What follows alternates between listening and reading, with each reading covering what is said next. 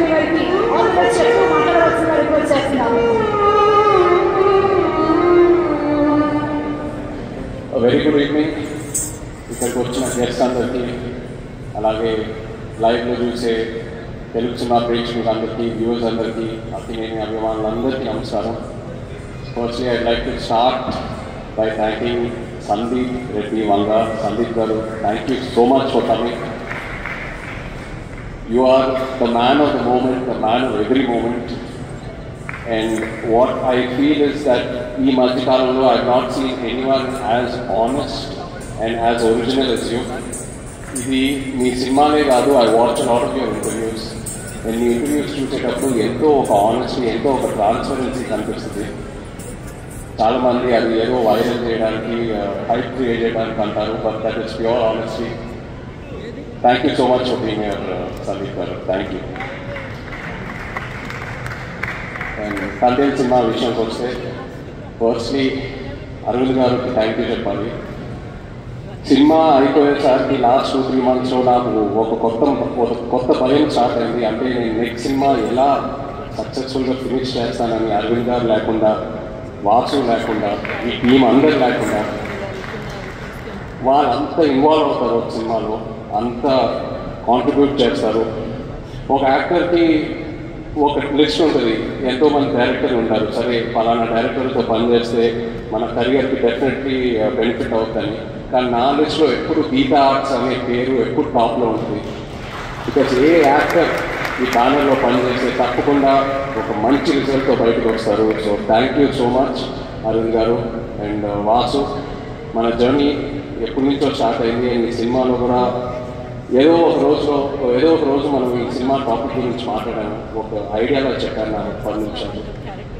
నేను అప్పుడే చెప్పాను మీకు, వాసు ఈ ఐడియా పూర్తిగా ఫామ్ అయిన తర్వాత ప్లీజ్ నా దగ్గర రండి, నాకు ఎంతో ఇంట్రెస్ట్ ఉంది ఈ టాపిక్ మీద. అండ్ మీరు వచ్చారు. So thank you so much. అదే కాకుండా నేను రియల్ లైఫ్ ఈ తండేల్ రాజు క్యారెక్టర్కి నాకు చాలా పెద్ద గ్యాప్ ఉంటుంది.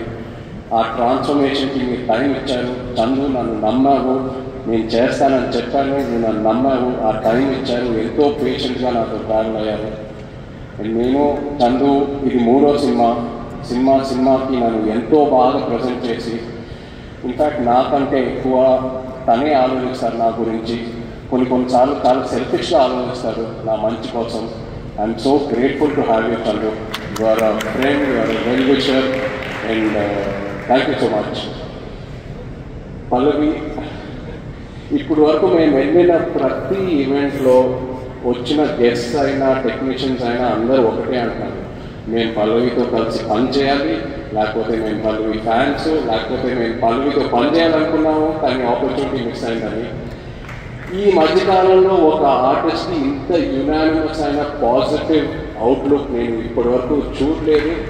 నాకు తెలిసి ఫ్యూచర్లో కూడా చూడను. You deserve every bit of it Pallavi. And I wish you all the best. Thank you for being who you are. Thank you so much. And the true rockstar film చెప్పాలి మన DSP గారు. నిజంగా ఒక love స్టోరీకి audio ఎంత ఇంపార్టెంటో మీ అందరికి తెలుసు. అలాంటిది ఈ సినిమాకి బుజ్జితల్లి అనే పాట ఫస్ట్ రిలీజ్ అయినప్పుడు కంప్లీట్గా సినిమా కలరే మార్చేసింది. ఆడియన్స్ ఒక బాగా దగ్గరగా తీసుకెళ్ళింది. మీరు చూసారు ఎన్నో రీల్స్, ఎంతమంది పిల్లలు డాన్స్ వేయటం, పాటలు ఎన్నో సో మెనీ పర్ఫార్మెన్స్ అనిపించారు. You took this film close to the hearts way before the release. Thank you so much Devi. Your the true rock star. అదే కాదు, నమో నమ శివాయ పాట జరిగేటప్పుడు దేవి మా రిహర్సల్స్కి వచ్చి ఆయన విజన్ ఏంటి, ఆయన ఎనర్జీ ఇచ్చి మాకు ఎంతో ఎంకరేజ్ చేశారు. థ్యాంక్ యూ దేవి. అలాగే శ్యామ్ గారు, DOP, thank you Shyam sir. Was really looking forward to work with you and I'm so happy it happened. And Nagendra గారు మన ఆర్ట్ డైరెక్టర్, థ్యాంక్ యూ అండి. నిజంగా మీ ఇద్దరు కాంబినేషన్ అమేజింగ్. నేను విరూపాక్ష సినిమా చూసినప్పుడు అప్పుడు చంద్రుడు చెప్పాను, శ్యామ్ గారు నాగేంద్ర గారితో పనిచేస్తే బాగుంటుంది. ఐఎమ్ సో హ్యాపీ సినిమా చేశాను. నెక్స్ట్ సినిమా మళ్ళీ ట్రావెల్ అయిపోతాను. So thank you very much.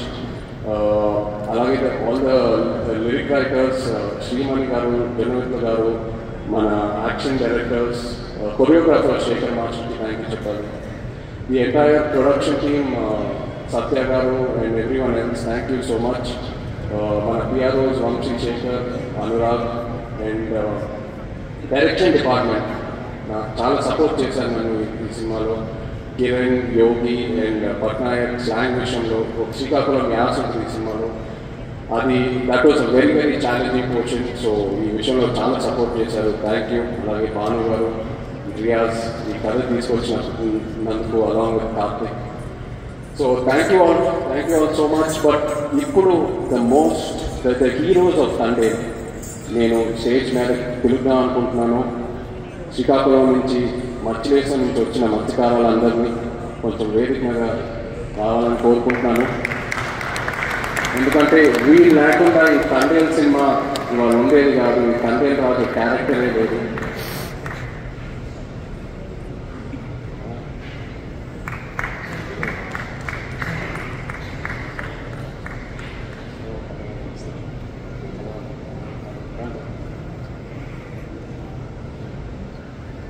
So Chandu నాకు ఫస్ట్ ఈ కథ ఒక ఐడియాగా చెప్పాడు. ఆబ్వియస్లీ బాగా ఎక్సైట్ అయ్యాను. ఒక యాక్టర్కి పలుకుతాం.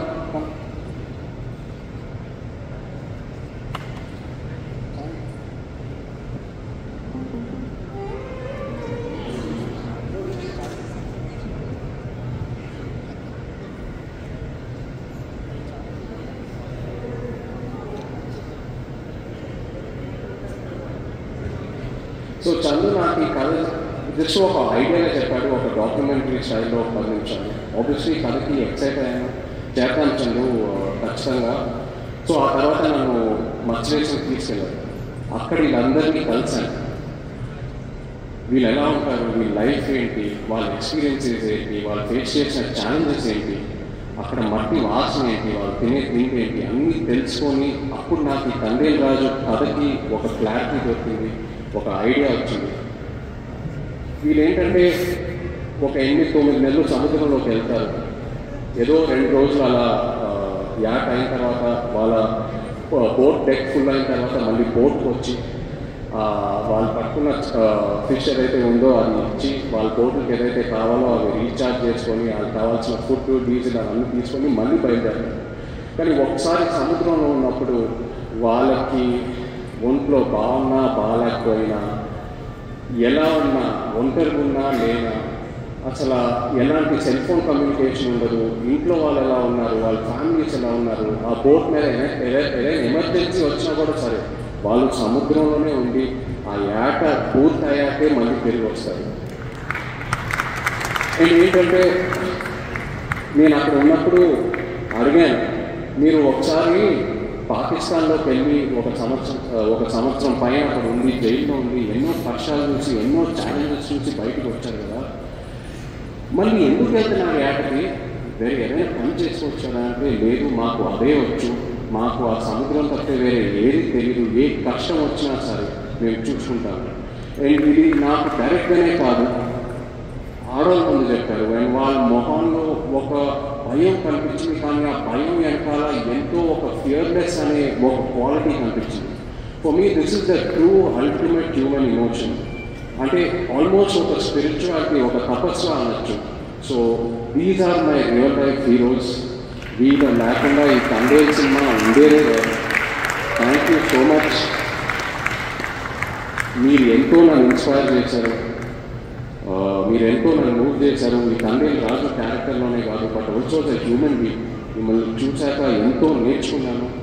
అండ్ ఎంతోమంది అంటూ ఉంటారు ఒక 1.5-2 years ఈ సినిమాలో ట్రావెల్ అవుతూనే ఉన్నానని, బట్ ఇంకో 10 సంవత్సరాలు కూడా వీళ్ళ నుంచి నేను నేర్చుకునే స్టోరీస్, వీళ్ళ నుంచి నేను ఏదైతే ఇన్స్పైర్ అయ్యానో చెప్పాలనుకుంటే చెప్తానే ఉంటాను ఇంకో 10 years కూడా. Thank you so much. ఏదో కొంచెం ట్రై చేశాను తండ్రేల్ సినిమాలో మీ కళలన్నీ బయటికి జనాల్లోకి వెళ్ళాలని, ఇన్స్పైర్ చేద్దామని. ఐ హోప్ మీరందరూ సినిమా చూసి సంతోషపడతారు. Thank you so much everyone. Feb 7th థియేటర్స్లో గుల్లో ఉంటారు. Thank you.